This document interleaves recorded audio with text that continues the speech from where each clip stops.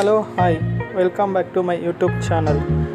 So ನಾವು ಈ ವಿಡಿಯೋದಲ್ಲಿ ಸನ್ಡೈರೆಕ್ಟ್ನ 4K box with Android T ವಿಗಳಿಗೆ ಆಗುವಂಥದ್ದು ಮತ್ತು ನಾರ್ಮಲ್ ಟಿ ವಿ ಕೂಡ ಆಂಡ್ರಾಯ್ಡ್ ಟಿ ವಿಗೆ ಕನ್ವರ್ಟ್ ಮಾಡ್ಬೋದು ಈ ಬಾಕ್ಸ್ ಮುಖಾಂತರ.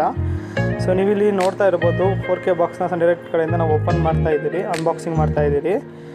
ಸೊ ಬಾಕ್ಸ್ ಮೇಲೆ ಕೊಟ್ಟಿರೋಂಗೆ ಸನ್ ಮ್ಯಾಕ್ಸ್ ಅಂತ ಕೊಟ್ಟಿದ್ದಾರೆ. ಸೊ ಈ ಬಾಕ್ಸಲ್ಲಿ ಬಂದು ನಿಮಗೆ ಅಡಾಪ್ಟರ್, HDMI ಕೇಬಲ್ ಮತ್ತು ಇದು ರಿಮೋಟು, ಬ್ಲೂಟೂತ್ ರಿಮೋಟು ಮತ್ತು ಅದಕ್ಕೆ ಶೆಲ್ಲು ಮತ್ತು ಸೆಟ್ ಆಫ್ ಬಾಕ್ಸ್ನ ಕೊಡ್ತಿದ್ದಾರೆ.